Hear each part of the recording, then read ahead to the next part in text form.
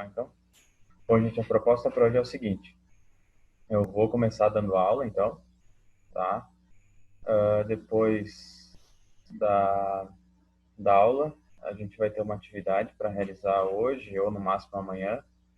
Quem é que está me espelhando aí? Ou no máximo amanhã, para entregar essa atividade. Vocês vão conseguir fazer ela provavelmente hoje, tá? É uma atividade tranquila de se fazer. Todo mundo que está conectado aqui tem condições de realizar ela. Quem não conseguir realizar hoje, tenta realizar no máximo aí até o final dessa semana aqui. Eu sei que às vezes você tem mais coisa para fazer e tal, então a gente coloca aí o prazo até no máximo aí domingo, vamos colocar, tá? Mas provavelmente vocês conseguem fazer essa atividade ainda hoje, tá? A maioria de vocês. É uma atividade bem simples que envolve uma habilidade um pouco diferente do que a gente vem batendo na tecla até agora, tá? Então, inicialmente vou começar com aula. A gente vai continuar falando a respeito a gente vai continuar falando a respeito da, de, da matéria de fissuras em revestimentos. A gente não começou a falar ainda sobre esse assunto, a gente vai começar hoje. E depois, então, Rayana, a gente vai eu vou fazer essa proposta de trabalho para vocês, vou entregar para vocês aí pelo grupo e também lá pelo aula online da Exucre. E vou deixar lá disponível para quem não conseguir fazer hoje, tá? A maioria vai conseguir fazer hoje, como eu disse, para conseguir fazer até final de semana, tá? Uma atividade bem tranquila, tá? Vou explicar um pouquinho mais sobre essa atividade. Essa é uma atividade de negociação, tá? Uma atividade de negociação.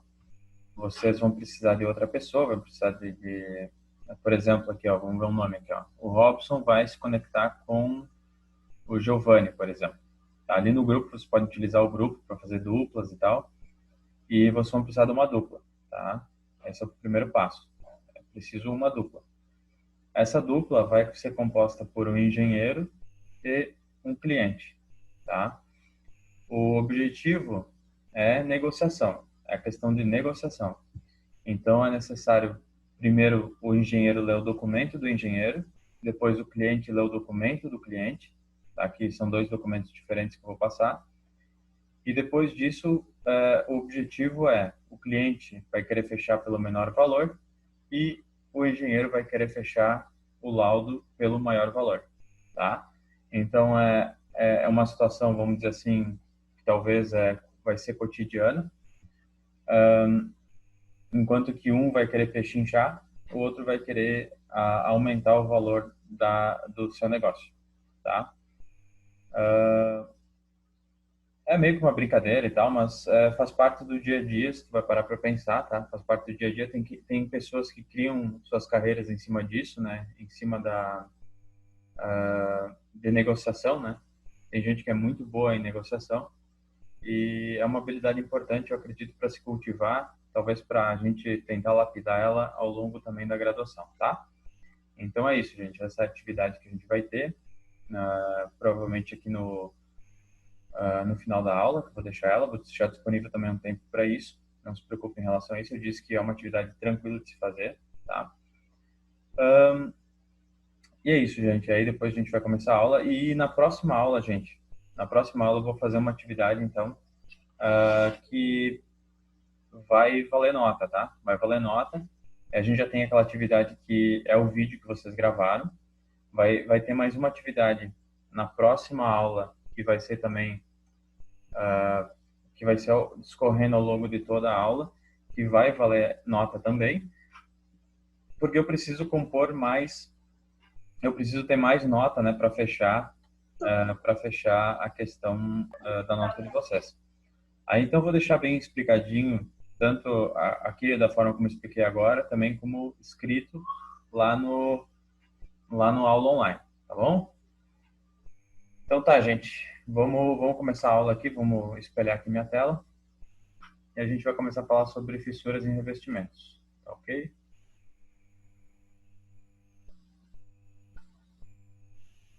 Pessoal, se vocês tiverem dúvidas em relação àquilo que eu acabei de falar, vocês podem comentar aqui.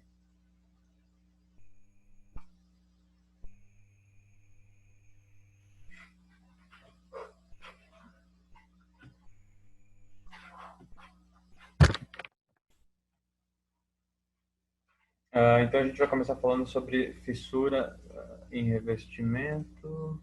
Só, o pessoal está entrando. Fissuras em revestimento, gente. Então aqui a gente vê aqui, ó, revestimento e os revestimentos, né, que a gente tem são dois tipos. A gente tem os argamassados aqui na nossa esquerda, né, que normalmente recebe uma pintura por cima. A gente vê aqui a fluorescência, né, em um dos edifícios. E na direita a gente vê os revestimentos em cerâmica. É, Então a gente tem basicamente esses dois modelos. Ô, gente, o que vocês acham? Tem algum modelo que é melhor? O argamassado é melhor que o cerâmico é melhor que o argamassado? O que vocês acham?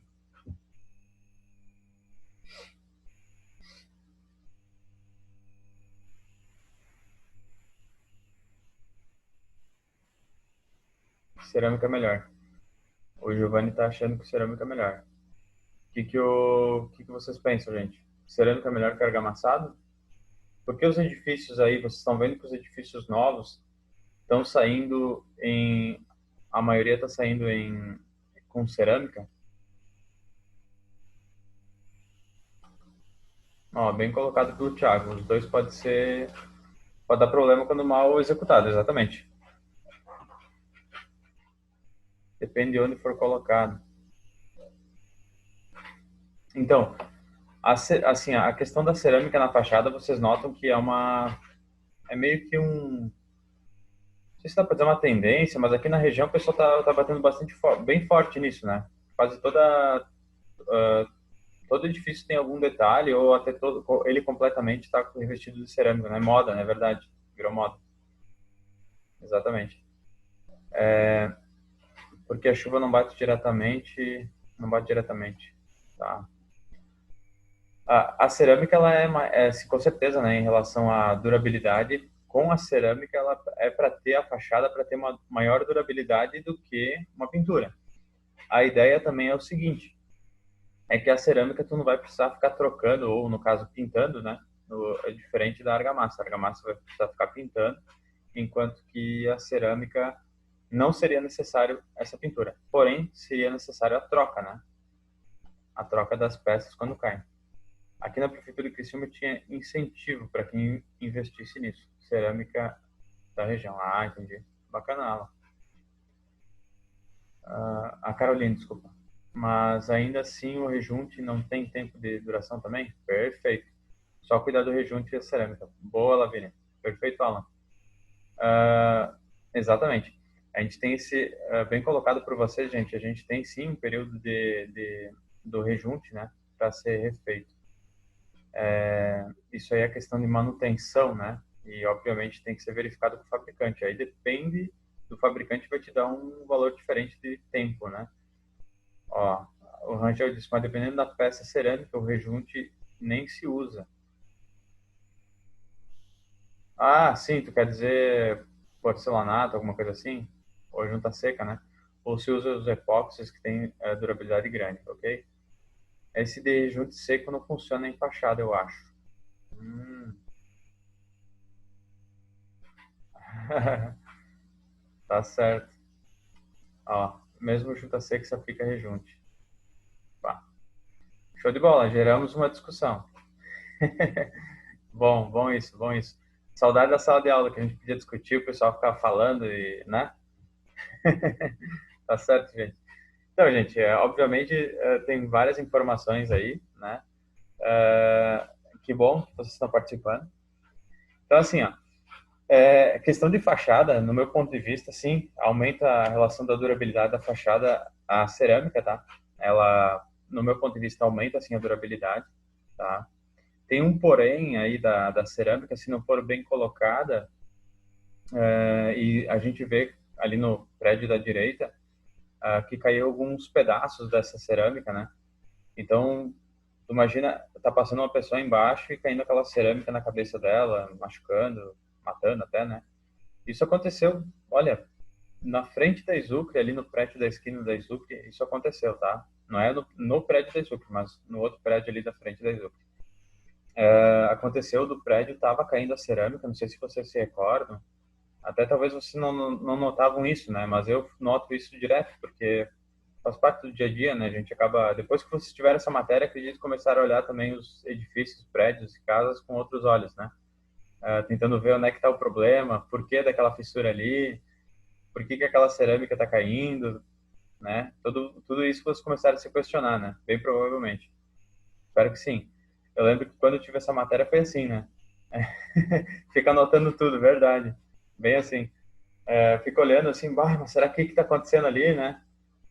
O tempo todo. Tá certo, legal. Mas ó, Thiago, deixa eu ver aqui. Já vi gente falando que junta seca é zero rejunte, o que na verdade não é verdade, porque nenhum fabricante recomenda deixar só cerâmica, ok? Vai sempre da recomendação da cerâmica, né?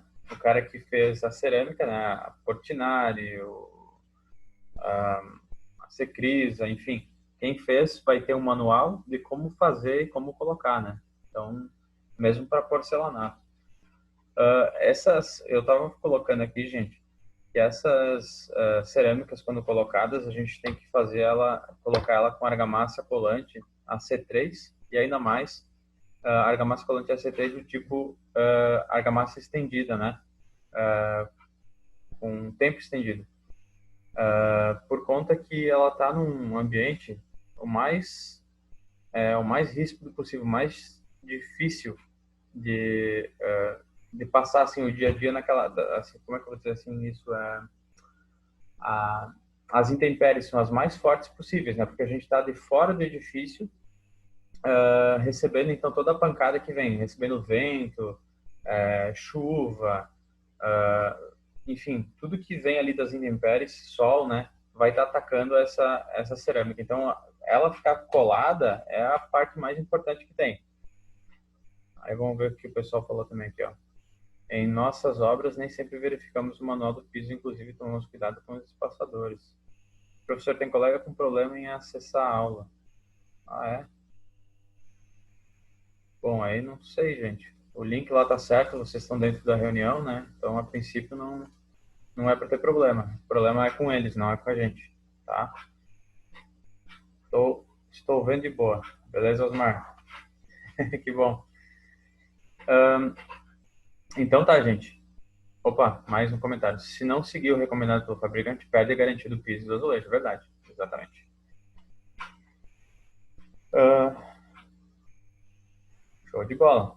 Então, gente, o importante é a questão de como colar esse piso, essa cerâmica na fachada. O que a gente tem também é o seguinte, que uma coisa que o pessoal, olha só que interessante, no centro de Porto Alegre, isso saiu uma pesquisa a respeito disso, no centro de Porto Alegre o pessoal estava verificando que as estruturas de concreto armado estavam sendo atacadas por íons cloretos, né? E como vocês sabem, os íons cloretos atacam onde? Onde é que normalmente ataca os íons cloretos? Em que tipo de ambiente?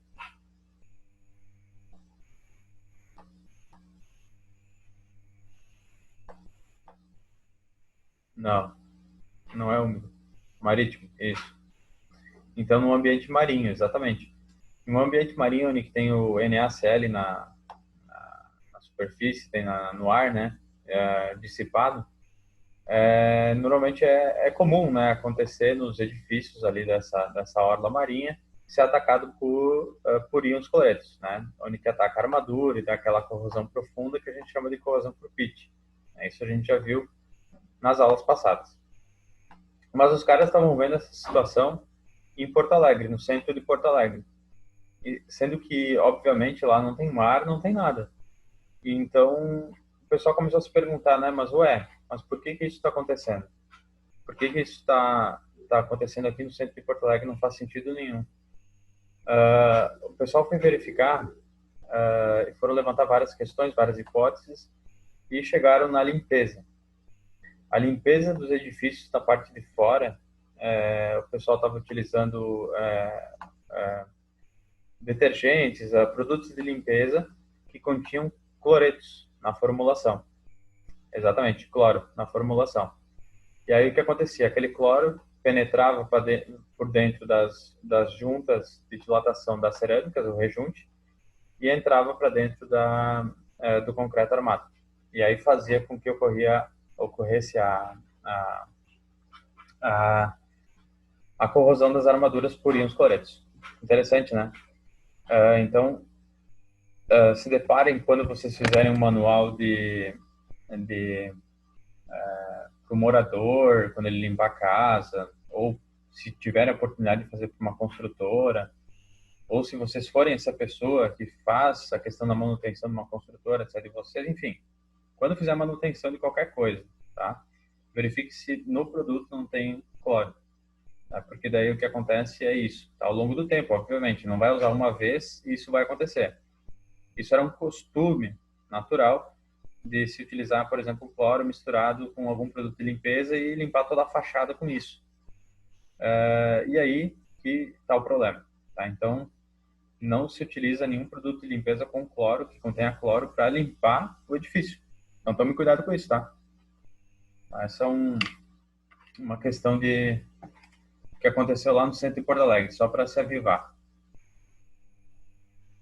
Os produtos de limpeza pesada, quase todos possuem cloro. Ainda diz na embalagem cloro ativo. Fala isso para minha mãe. Tá certo. É difícil, né? Ai, ai. Argamassa. Então, gente, vamos tentar só recapitular o que é uma argamassa. A argamassa é composta por o agregado miúdo, que pode ser areia, normalmente ou um aglomerante ou ligante, né? Então, aqui no caso, o que a gente chama o de aglomerante, né? Seria o cimento e a cal, tá? E normalmente é utilizado para fazer argamassa. A gente pode conter adições. Aqui no caso eu coloquei uma foto da cinza de casca de arroz, tá? A adição pode ser diversas, né? Diversos tipos de adições. Para melhorar o desempenho, para melhorar a questão de durabilidade da argamassa. E aditivos também a gente pode estar colocando pode ser talvez para dar impermeabilização, impermeabilidade para aquela argamassa. Normalmente assim, né? Argamassa com algum impermeabilizante, algum hidrofugante, né? Na sua mistura para que tenha alguma propriedade a mais, tá? Então, normalmente essa aqui é a composição de uma argamassa tradicional, tá? Isso a gente já tem em mente, só para a gente lembrar. Pergunta: assim como não foi de uma única vez que a aplicação do cloro afetou a estrutura, existe tratamento que faça o caminho contrário? Trate a estrutura recuperando? Não, não tem. Depois que, depois que a gente tem a corrosão que acometeu a estrutura, não tem como voltar à situação anterior, vamos dizer assim, não tem como fazer o caminho contrário, como tu colocou. A gente vai ter que abrir a estrutura e tratar ela toda de novo. Tem uma situação seguinte, ó. Quando a gente trata, só que daí é outra coisa diferente, tá? Mas eu vou explicar aqui. Lembra como é que é a carbonatação? Lembra da carbonatação, que é o CO2, quando o CO2 diminui o pH do concreto e aí ele abre portas para a umidade, a troca de íons, para começar a ocorrer a corrosão? Então, a carbonatação é a porta da entrada, né, para que tudo isso ocorra. Para a questão de carbonatação, a gente tem como fazer o caminho contrário, fazer com que a estrutura fique novamente com o pH alto, tá? Isso dá para se fazer. Existe uma técnica que se faça isso, tá? O pessoal faz como? Ao longo, se faz um furo na tua... Vamos pensar assim, ó. Vamos colocar a seguinte situação. Vou só admitir esse cara aqui. A gente tem uma viga de concreto armado, tá? Essa viga de concreto armado, ela já está toda carbonatada e o meu aço lá começou a acontecer a corrosão nele, tá? Já está, de certa forma, já está corroído lá meu aço. Obviamente que a gente tem que pensar o seguinte, a gente tem que tratar aquela armadura, né? Tem que tratar toda aquela armadura, a gente tem que abrir, então, a estrutura, tratar a armadura, se ela perdeu a área de aço, duplicar a área de aço, colocar mais área de aço, né? Até o necessário, e fazer um investimento adequado. Porém, a questão do pH, ele não vai voltar, né? Ele sempre vai ter, por exemplo, aquele pH reduzido. Então, a porta ainda está aberta, né? Então, se por acaso acontecer da água, dos elétrons, tudo mais, já tem o caminho feito para conseguir adentrar ali dentro e, e fazer com que aquela estrutura já aconteça novamente a corrosão, tá? Então, o que dá para ser feito? A corrosão que não para, a corrosão química não para, exatamente. O que acontece é o seguinte, ó. Deixa eu explicar primeiro essa aqui do Robson, depois já volto para ti, tá, Rangel?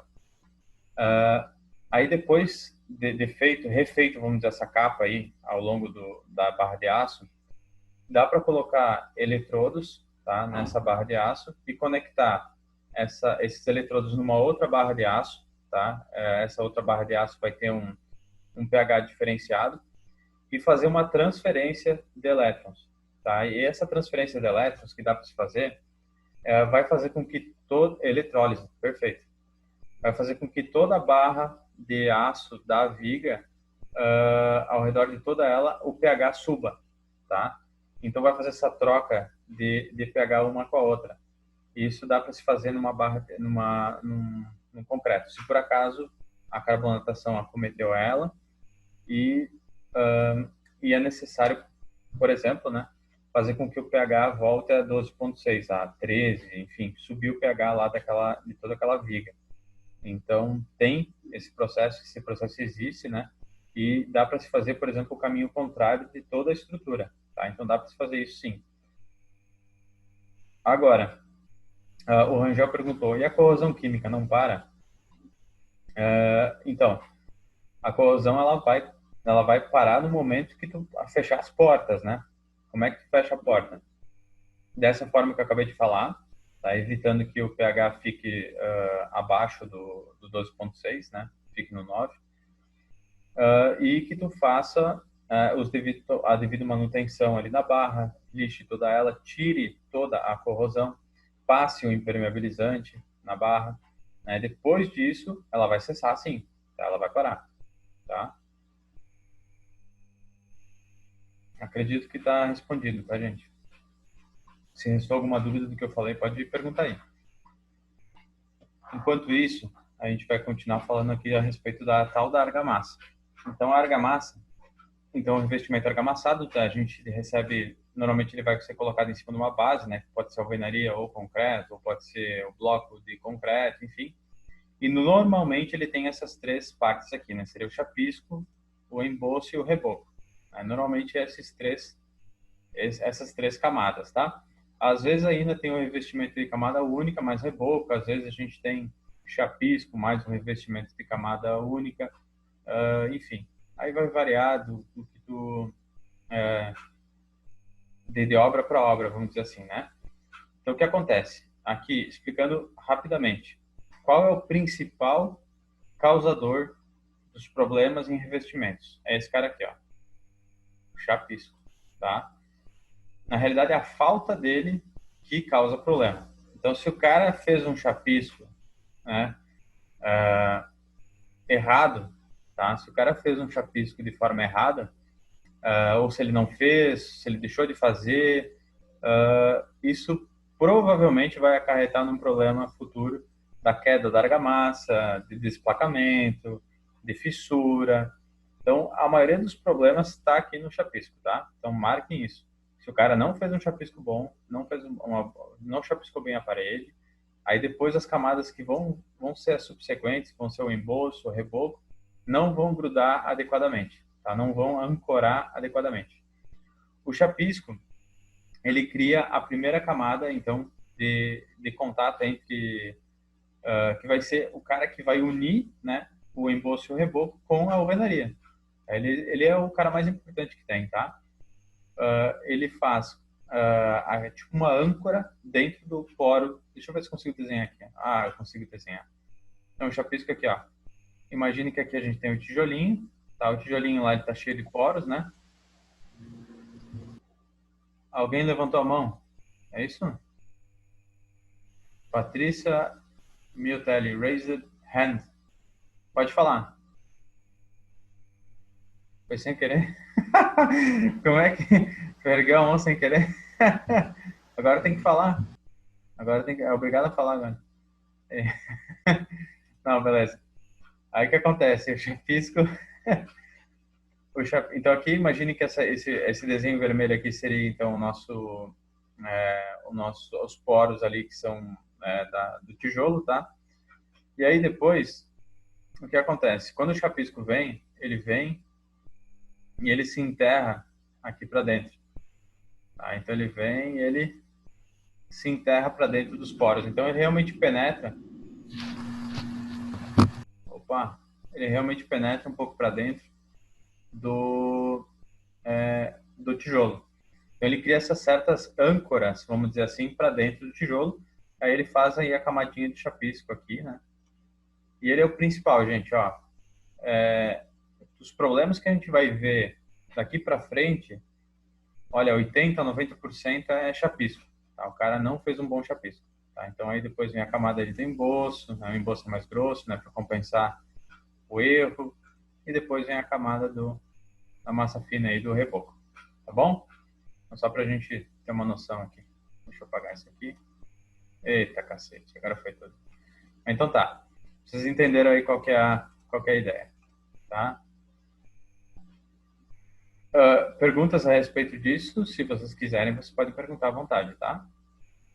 Então, para que serve a argamassa, gente? Ela serve para proteger a alvenaria. Olha só o que ela fornece para a nossa estrutura. Ela integra todo o sistema de vedação dos edifícios, né? Contribuindo com diversas funções, tais como, olha o isolamento térmico, ela dá aproximadamente 30% do isolamento térmico da parede. Olha o isolamento acústico, aproximadamente 50% do isolamento acústico de uma parede. Estanqueidade de 70% a 100%, é óbvio, né? Ela fecha a parede. Ela dá maior segurança ao fogo e dá maior resistência ao desgaste e abalos superficiais, tá? Então é para isso que serve a argamassa, né? Para dar tudo isso aqui que a gente está colocando. Beleza? Então, regularizar a superfície dos elementos de vedação e servir também como base para acabamentos decorativos, né? A gente vai poder colocar um papel de parede, a gente vai poder colocar várias coisas em cima da nossa argamassa. Aqueles rebocos de 10 centímetros de espessura, então, 100% isolamento acústico. Olha, nem precisaria ser de 10 centímetros, né? Podia ser menos, né? 10 centímetros é feio, né, cara? Aí é nesse tipo de reboco, né, nesse tipo de revestimento, que vai poder ocorrer o desplacamento, né? Ele acaba se tornando muito pesado para aquela âncora que eu desenhei anteriormente do chapisco conseguir segurar todo esse peso, né, que seria da estrutura, tá? Ó, Patrícia, deixa eu ver se eu consigo. Ó, baixei tua mão, viu, Patrícia? Tava mão levantada aí, baixei tua mão. Problemas em argamassas. Olha só, o diagnóstico dos projetos, dos projetistas, consultores, pesquisadores, construtores, fabricantes de argamassa e aplicadores não são otimistas, sendo constatados os principais problemas com argamassas a falta do consenso sobre o que é um projeto de revestimento. Para falar a verdade, gente, eu vi a respeito de projeto de revestimento uma vez na faculdade há 10 anos atrás, tá? O pessoal falou, era um cara que veio de São Paulo para falar sobre revestimento, sobre projeto de revestimento e fachada. Tá? Eu nunca mais ouvi falar a respeito disso. Então é um troço que obviamente é importante, né? Não vou dizer que não é, é importante. E quem faz estudo de fachada a nível de Brasil tem uma questão só, olha só, é quem estuda vento, tá? Quem estuda a ação do vento estuda muito, muito, muito a questão de fachada, tá? Não a questão do revestimento de fachada e tudo mais, mas a questão da fachada em si, o formato da fachada, de que forma vai ser construída a fachada, se é uma fachada toda linear, se ela tem umas diferenças de nível, essas fachadas que a gente vê dos edifícios por aqui, fachadas diferentes, elas vão agir diferente em relação ao vento. Então, o pessoal que estuda túnel de vento, estuda edifícios grandes que precisam passar pelo túnel de vento para não ter problema de queda, de arrancamento, enfim, qualquer coisa, né? Então, para não ter nenhum tipo de problema, precisa ser estudado no túnel de vento. Tá? E a gente tem que eu lembro bem, tem um que tem no Rio Grande do Sul, já fui lá visitar, tem lá na URGS, a Universidade Federal do Rio Grande do Sul. Mas, professor, existem matérias que dispensam o uso de chapisco e reduz a espessura do emboço. Materiais. Talvez uma cola? Nunca tinha visto. Os prédios que foram feitos pela Criciúma Construções têm essa qualidade aí. Ô, louco, bicho. É uma pedrada atrás da outra. Que é isso? Ó, vocês estão ácidos hoje, né? Que é isso? Farpas? Hoje vocês dormiram mal, né, gente? Que é isso? Os caras tudo se trocando farpa aqui. Não foi afirmação. Bloco celular dispensa o uso de chapisco. Para a parte interna, pode aplicar em bolso diretamente. Tem um produto chamado Chapiscola, bem eficiente. Legal. Interessante, Chapiscola. Esse eu já tinha ouvido falar, tá? Nunca vi em utilização, mas já ouvi falar. Rangel, não sabia, cara. Não sabia dessa questão aí do bloco celular dispensar o uso de chapisco. Não sabia mesmo. Interessante. Interessante. Efeito dos relatórios que temos que fazer. Estão tudo ficando louco, né? Tá. Então tá bom. Então tá desculpando. Show de bola. Então a gente está falando dos projetos. Então quando a gente tem empreendimentos grandes, né? Pontes principalmente, edifícios enormes, tá? É necessário que passe pelo túnel de vento, tá? É necessário que passe pelo túnel de vento. Lá no túnel de vento o pessoal coloca até fumaça assim no túnel de vento para verificar como é que faz o vento quando passa ao redor do prédio, para verificar. Então ali existem equipes que montam as maquetes, tá? Montam as maquetes fisicamente falando, tá? Toda ela direitinho, em escala, certinho, em escala, para jogar dentro do túnel de vento e verificar como é que se faz, como é que se passa, então, aquela fumaça por lá dentro, como é que se faz luz, tudo, várias coisas, bem legal. Mas na hora de aplicar no bloco, tem que lembrar o pedreiro limpar bem o bloco para não descolar o emboço, Rangel. Tá, bacana. Então, a gente tem essa questão, né? Obviamente, tem que limpar. Bem colocado, Alan. Bem colocado. Que se não fizer a limpeza adequada, assim como não fizer a limpeza adequada numa parede para depois jogar o chapisco, ele também não vai grudar adequadamente. Então, acredito que a mesma situação, se tu não usar o chapisco, limpar bem a parede para depois vir um emboço, também é bem importante. Bem colocado. Pouca preocupação também de construtoras, aqui continuando aqui, gente. Pouca preocupação de construtoras quanto à capacitação das equipes em obra. Bacana. Desconhecimento por parte do fabricante de argamassa quanto ao real comportamento dos revestimentos. Utilização de técnicas ultrapassadas pelos aplicadores. A gente vê até hoje técnicas ultrapassadas, né, de aplicação. Normalização insuficiente em relação aos parâmetros de desempenho. Tá? Então, o que a gente tem a respeito da argamassa em relação à norma, NBR, quem nos passa é o fornecedor. Tá? Não tem NBR dizendo, tem que fazer assim, assim, assado, tem... sobre a argamassa, eu já até comentei aqui numa aula, não tem NBR a respeito da argamassa, tá? Se tem alguma coisa escrita, é muito breve, e a gente não tem no que se basear. Então, fica a critério do próprio fornecedor fazer a melhor argamassa possível, tá? Então, como não se tem norma, o pessoal faz do jeito que quer. Tá? Então, sempre escolher o melhor fornecedor nesse caso, já que não tem norma para isso. Então, a gente vê aqui os problemas geral aqui em argamassas, né? A grande maioria aqui, fissura disseminada, seria aquela fissura, aquele tipo de fissura mapeada, né? Ao longo de toda a parede, né? E ela corresponde a quase 50% aqui de um caso que eu peguei aqui do Segat 2005 em pesquisa em Caxias do Sul, né? Um condomínio de casas geminadas. Então, nesse caso aqui, fissuras disseminadas, isso que se tu vai pegar cada caso, é um caso, obviamente, né? Mas a gente verifica que, nesse caso aqui, fissura disseminada, fissura do tipo mapeada, é o que mais apareceu, né? Então, a gente tem vesículas, que a gente vai ver também, manchas de umidade e respingos, fissura mapeada, que também colocada diferente da fissura disseminada. Provavelmente a disseminada não foi colocada como mapeada, mas provável que seja até a mesma coisa. Fissura entre dois sobrados geminados. Entre dois sobrados, obviamente, é o tipo de fissura de movimentação térmica, né? Entre os dois sobrados. Fissura entre módulos dos dois sobrados também. Descolamento, a gente vai ver também. Outros tipos de fissura que não souberam dizer o que é. Mancha de umidade e infiltração também, colocada aqui. Então, a gente vai ver um abrangente geral a respeito de um pouco dessas aqui, daqui um pouquinho, tá? Eu vou... Deixa eu ver aqui. Tem um minuto aqui. Vamos aproveitar, então. Problema em argamassa.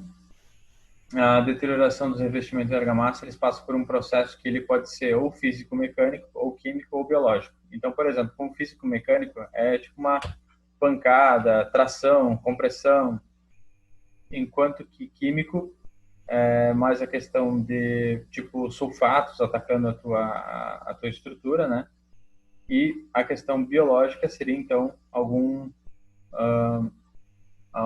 fungo, por exemplo, tá? O problema maior, o Thiago comentou aqui, é o controle de produção dessas argamassas feito em obras sem padrão. Verdade, perfeito. Então, assim, se a gente fizer esse tipo de argamassa em obra, né, não tem um padrão, exatamente. E se tu comprar até se tu comprar ela, também não tem um padrão para ser seguido. Eles têm um padrão dentro da fábrica, obviamente, mas não tem um padrão para ser seguido. E não tem uma NBR a respeito disso.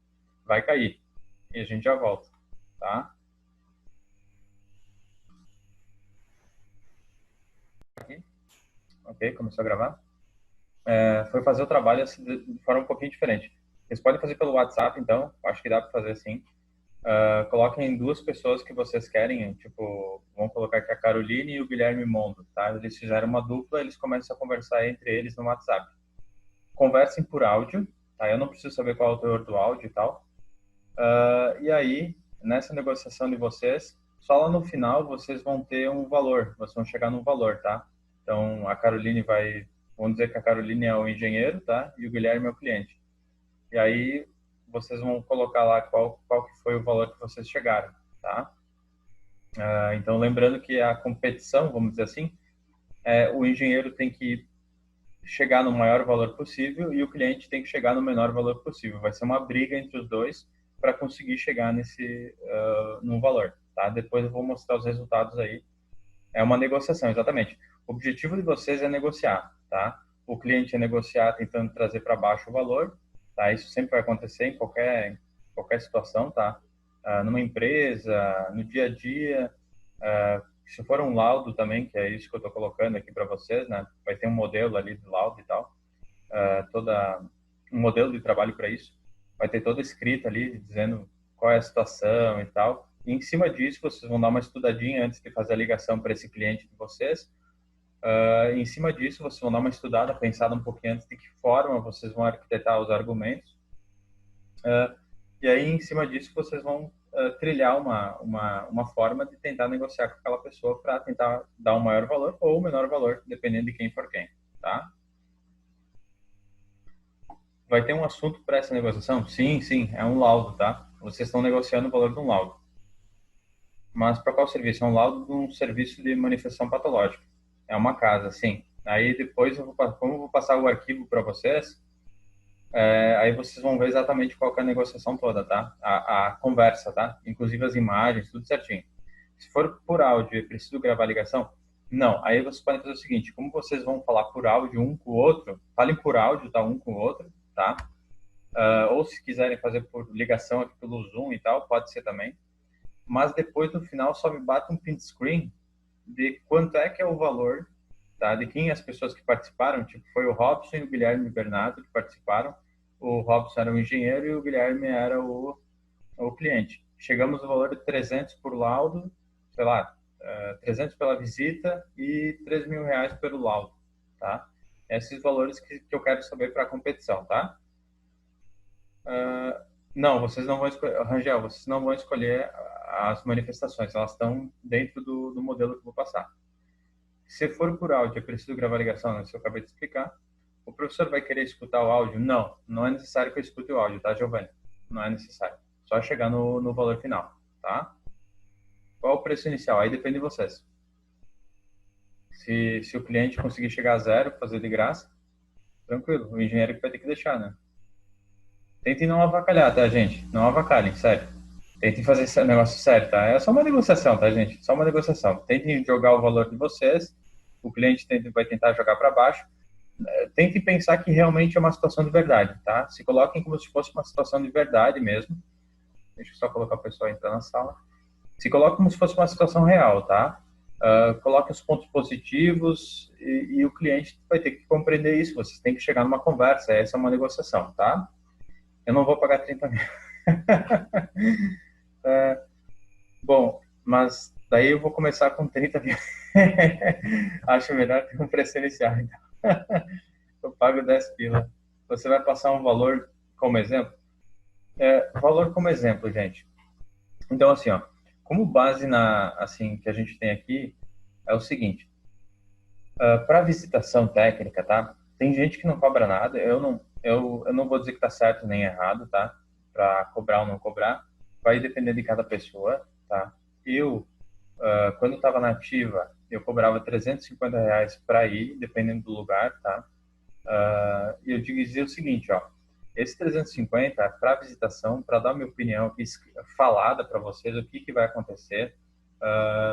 E essa é tipo uma consulta com o médico, né? R$ 350, tá? Se for para ir lá na Içara é outro valor, se for para ir lá em Tubarão é outro valor, mas na região é uns R$ 350, tá? Que eu estava cobrando.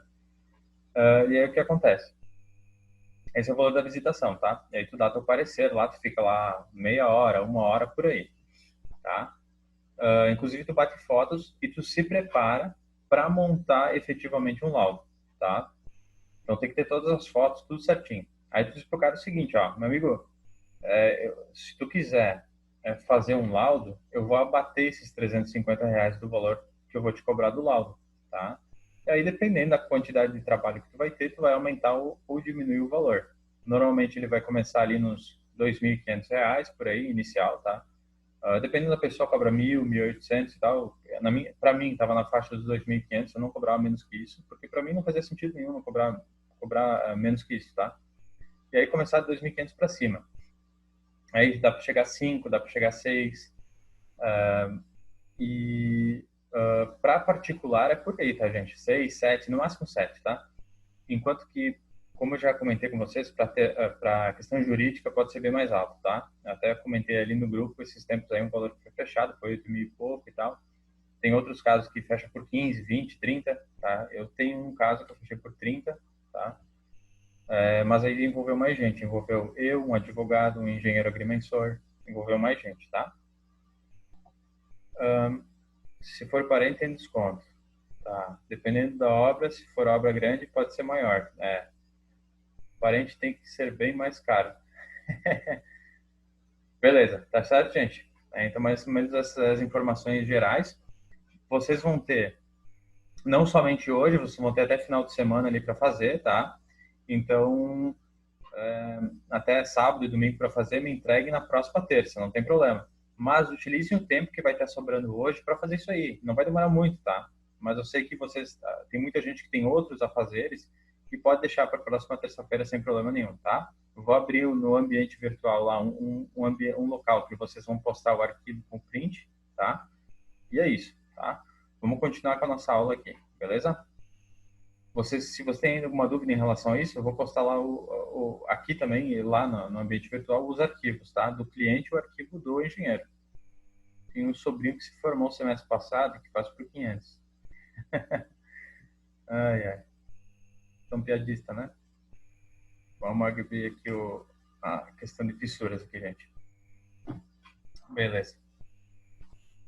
Lembrando que na próxima aula a gente vai ter sim uma atividade, tá? E essa atividade vai valer nota na próxima aula, tá? Que vai discorrer ao longo de toda a nossa aula, tá?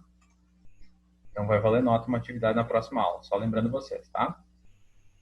E aqui a gente verifica, então, falando de argamassa, voltando para esse assunto e tal, a gente verifica o seguinte: a argamassa é um ensaio de resistência à aderência. Tá? Olha só o que a gente vê. Lembra que eu desenhei anteriormente? Eu desenhei, fiz um desenho bem bobo de um tijolo, né? E aí a argamassa lá, nesse tijolo, que ela vinha ancorando para dentro do. Esse amarelo aqui não dá para ver nada, né? Ela vinha ancorando para dentro do tijolo. É exatamente isso que a gente está vendo aqui com um MEV, tá? Um microscópio eletrônico de varredura. Deixa eu apagar esse troço aqui. Pronto, tá? Olha aqui, ó, olha só. Aqui na esquerda, na figura A, à esquerda aqui a gente vê uma superfície que foi feito o arrancamento de uma argamassa, tá? A gente vê tipo um poro aqui, tá vendo? Ali que tem toda a argamassa ao redor.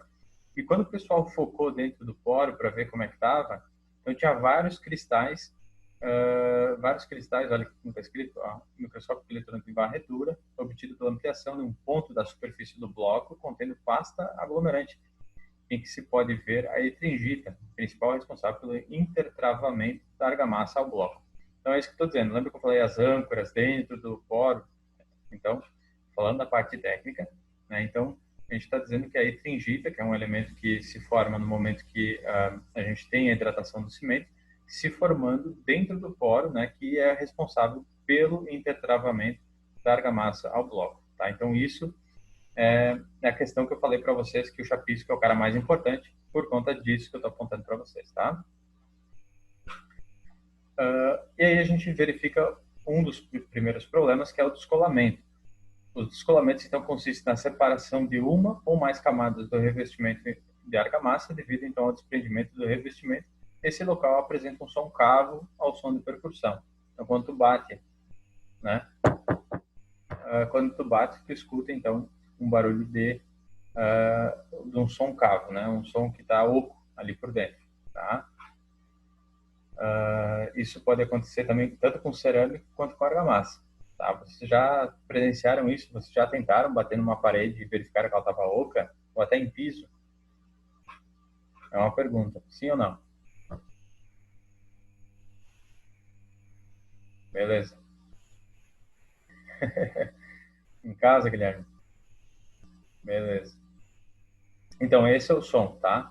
Que vocês vão escutar quando tiver algum ponto que não tem aderência, tá? Que não tem aderência com o tijolo, com o revestimento por trás, né? Então aqui a gente verifica aqui o cara colocando uma mão, não sei por que diabos, mas essa imagem ela foi tirada da BCP, tá? Em 2006.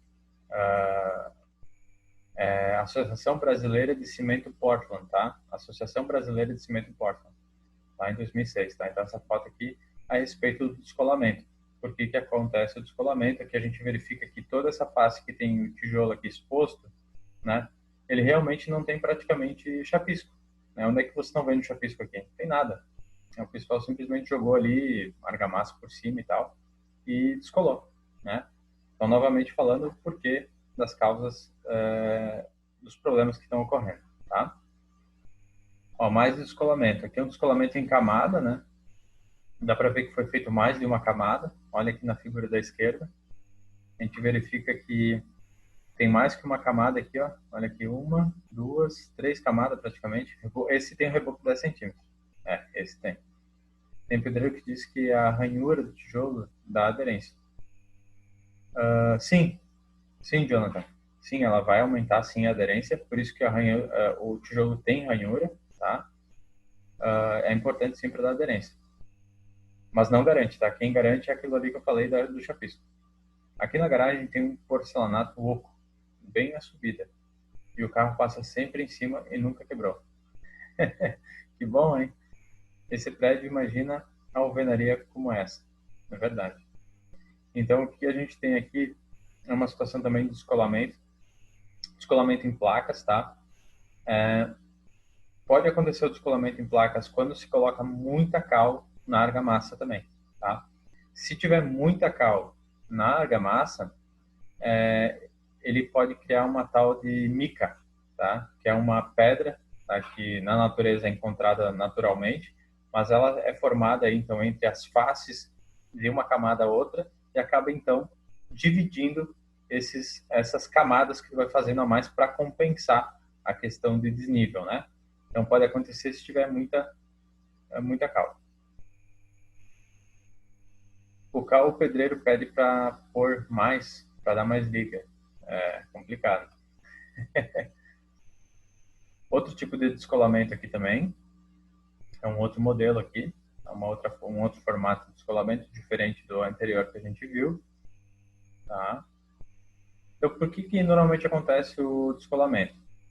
Uma proporção incorreta da argamassa, tá? Foi feito de forma incorreta, pode ter colocado mais cal, mais cimento, menos areia, enfim, a proporção incorreta. Bruno, tem proporção correta de argamassa? Não, não tem. Tem algum lugar que diga isso? Não, não tem. Isso quem vai dar é a experiência do pedreiro, a experiência da tua equipe de obra. O que deu certo ontem, provavelmente vai dar certo hoje, né? O que deu certo há muito tempo que tu vem utilizando, aquele traço maluco lá que eles falam, né? Provavelmente vai dar certo também daqui para frente, tá? Então, não tem questão de argamassa correta e argamassa incorreta, tá? O que acontece é a experiência que tu vai ter ao longo da vida de pedreiro, da vida de mestre de obras, que vai te dizer qual que seria a argamassa mais correta para se utilizar em cada situação, tá? Então aí depende de tu montar uma equipe que saiba a respeito de argamassa, as argamassas que eles já utilizaram, os traços que eles já utilizaram e deram certo. Tá? Então cada um numa região diferente vai ter um traço diferente, às vezes pode ser até o mesmo traço, mas enfim, como a gente não tem NBR, como eu já comentei sobre isso, não tem no que se basear, tá? Então vai da equipe de obra. O excesso de cimento pode sim causar o descolamento, por quê? Gente, a questão de cimento na argamassa, o cimento ele vai fazer o seguinte, ele vai elevar a resistência, tá? Na argamassa, a gente não quer resistência alta, tá? A gente quer resiliência. A argamassa de revestimento, a gente busca resiliência. O que é resiliência? Resiliência é uma propriedade que tem quando tu faz força, né? Faz uma tensão sobre algum material, vamos pegar aqui uma caneta, então tu faz força numa caneta e tal, comprime ela vai se deformar até um certo ponto e conseguir voltar até a ser uma caneta normal, tá? Sem sofrer nenhum dano. Sem sofrer nenhum dano. Provavelmente eu não vou conseguir aplicar muita força nela, porque logo ela vai se quebrar. Porque o que a gente tem aqui é um plástico bem vagabundo, né? Se a gente tivesse vamos imaginar então uma borracha. Vamos ver se tem uma borracha aqui. Não, não tem. É, imagina uma borracha. Eu vou apertar aquela borracha, tá? E aí eu usei toda a minha força para apertar aquela borracha.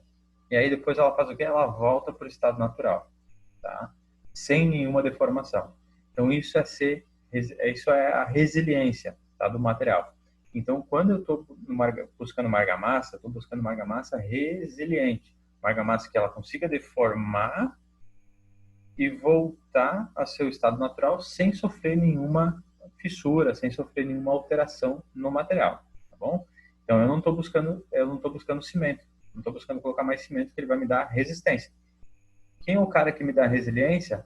É a cal, tá? A cal que vai me dar resiliência.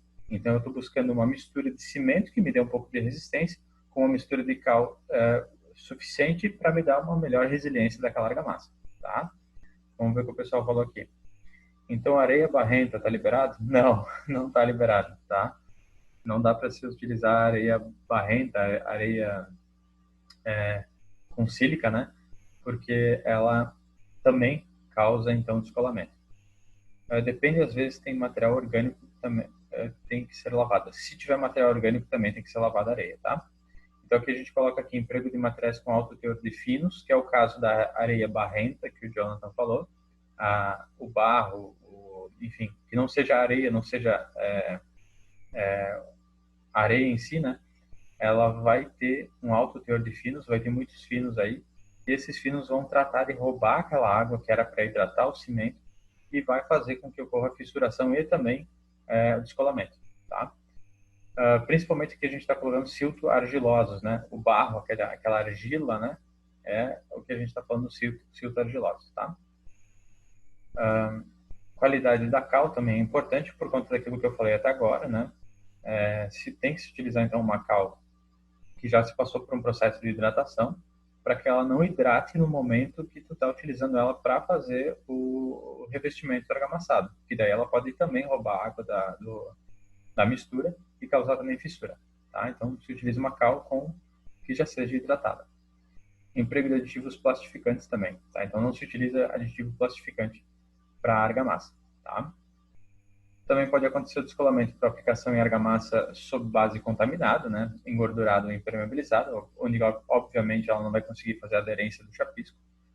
A aplicação de argamassa em superfície muito lisa, né, sem utilização de chapisco. E a aplicação de camada muito espessa, que a gente já comentou. A aplicação com pouca força por parte do aplicador. E também pintura precoce nos revestimentos à base de cal. Tá? Que o que acontece? Quando o revestimento é feito com a base de cal, a cal ela só seca quando ela entra em contato com oxigênio e CO2, tá? Ela só vai secar quando tiver contato com oxigênio e CO2. Por conta que é um processo dela natural de secagem, é assim, tá? Então, se tu fizer logo uma pintura ali, tu vai evitar tu vai bloquear esse processo com a pintura. E aí tu não vai conseguir fazer com que a cal respire, né? Ou finalize o seu processo de hidratação. E aí o que acontece é que ele vai soltar toda a pintura e vai soltar também a argamassa. Então não se faz uma pintura precoce em qualquer tipo de revestimento argamassado, tá? Que tenha cal. Aplicação com pouca força por parte do aplicador. É aí que tem uma história para vocês. O pessoal fez um tempo atrás, não lembro exatamente de que ano que era, um artigo em relação a paredes, né? Fizeram um mapeamento em várias paredes de um edifício, né? E levantaram a quantidade de as argamassas, o traço da argamassa utilizado, o tempo que foi feito, em que tempo foi feita aquela argamassa, em que tempo foi lançado aquela argamassa nas paredes. Aí fizeram um mapeamento, né? Tipo, parede 1, aqui começou às 6 da manhã, foi aqui tá às 8 da manhã, fez um novo traço, aqui tá 1h30 da tarde, às 5. Então fizeram um mapeamento de uma parede em relação ao horário que foi feito aquilo, tá? Então, o que eles viram nesse artigo? Olha que interessante. Então, em momentos que tu tá propenso à fome, vamos dizer assim, tipo 11h30, tá, até a 1h30, 2 horas, era onde que ocorriam fissuras e desplacamento da argamassa. Tá? Olha que interessante. Por quê? Porque ali o cara começava a ficar com fome ou já estava estufado de ter comido, né? E aplicava menos força na hora de aplicar a argamassa, tá? Então eles fizeram um mapeamento e viram exatamente isso. Então, das 11h30 até as 2 horas da tarde é onde que aconteciam então os problemas em relação a descolamento e fissura. E também o outro horário era próximo da saída do trabalho, que era tipo às 5, 6 horas, tá? Ali a gente tinha também os maiores problemas quando se mapeou horário e as paredes argamassadas. Olha que interessante isso, né, gente? Então, por isso que daí a gente tem aqueles tipos de aplicadores mecânicos, né? Que aí a gente não tem esse tipo de problema. Olha, já notei sobre temperatura, pois verão e inverno a diferença. Agora, por fome, novidade. Legal. Depende, às vezes, tem material orgânico também. Ah, se a gente já leu. Beleza, Thiago. Isso aí. É, provavelmente a questão de temperatura é porque o cara também tá, tá lesado também, né? A temperatura também. O cara fica cheio de casaco e tal, tentando fazer lá chapisco em bolsa e reboco, também não é qualquer um, né? Isso é arte. Então aqui a gente tem só um exemplo de descolamento por retração, tá? Opa, chegou um novo aluno. Descolamento por retração. Então a gente tem aqui, ó, o que acontece?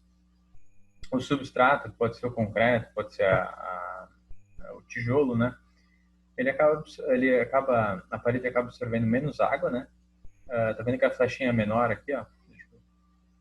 Deixa eu fazer aqui uma anotação. A flechinha aqui é menor, né? E aqui a flechinha é maior. Então, o que acontece? A flechinha menor seria então a absorção dessa água pela argamassa, né? E ela está sendo menor, essa absorção, do que a evaporação. A evaporação está saindo muito mais água daquela argamassa. Por estar evaporando muito mais rápido, tá? O que a gente tem acontece, então, pode acontecer o descolamento, a flambagem do revestimento aqui, começa a fissurar e acaba caindo e tal. É o que a gente está vendo aqui, ó, na figura A, B e C. Tá? O cara recém colocou aquilo ali e não cola, né? Então, obviamente que aqui um dos maiores problemas que a gente está vendo é que não tem um chapisco adequado aqui, tá? A péssima adesão inicial permite o desplacamento. Está escrito aqui em cima, ó. Beleza, gente? Aqui a gente vai terminar a nossa aula. Se vocês tiverem perguntas, pode perguntar. E aí a gente vai colocar Lobo? O que é isso? O que é isso, Alan? Não entendi. Bloco? Bloco o quê?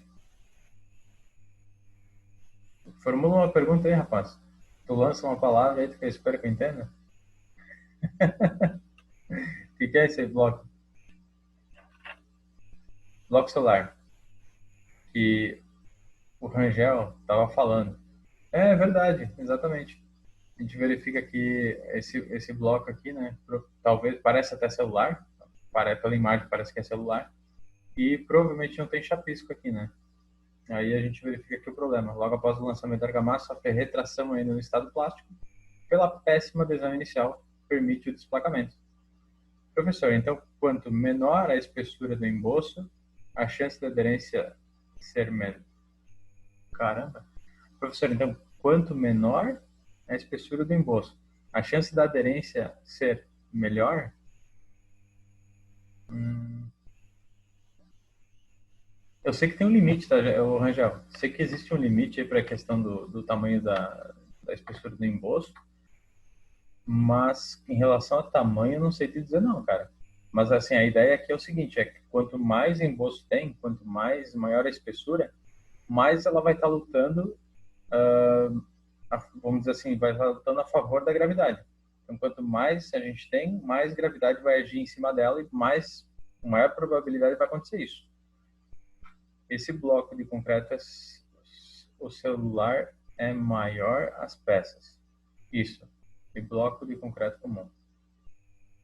Ah, aquilo ali é bloco de concreto comum, não é o celular. Beleza. Entendi.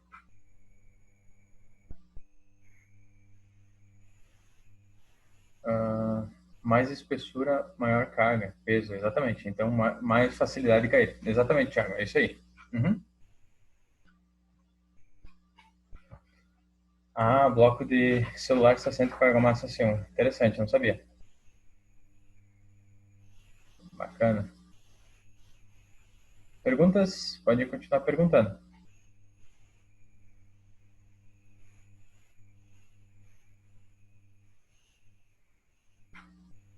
Bisnaga, exatamente.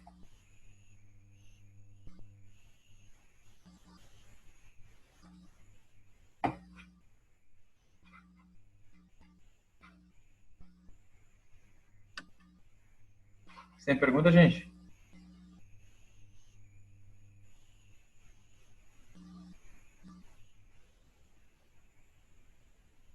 Bom, se não perguntaram, eu acredito que não tem.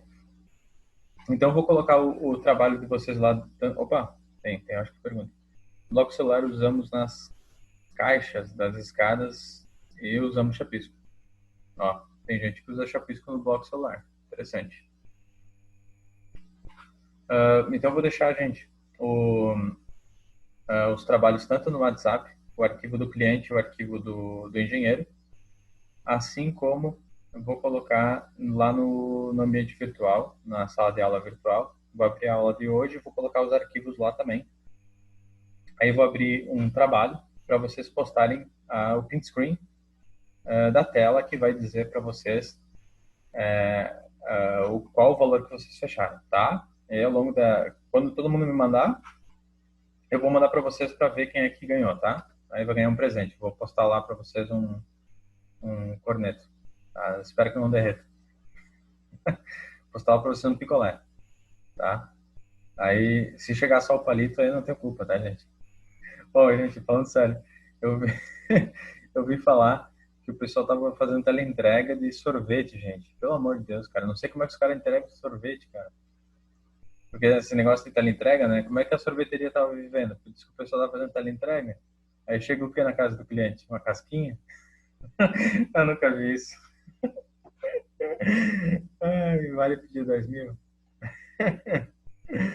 Ai, é, a Bruna pediu para fazer uma pergunta séria aqui. Com os prints, fazer um PDF para postar? Pode ser, pode ser. Uns choram, outros vendem lenço. Tem que usar criatividade, verdade. Então vai chegar um palito para vocês, tá, gente? Que deve ser. Era um picolé, tá? Ai, ai. Daí depois eu falo aqui para vocês quem é que ganhou, quem é que não ganhou. Eu vou postar, vou mostrar aqui para vocês, tá bom, gente? Beleza? Fechou, gente? Então tá. Tchau, tchau, tá? Aí eu vou postar ali no grupo do WhatsApp, tá? Um abraço.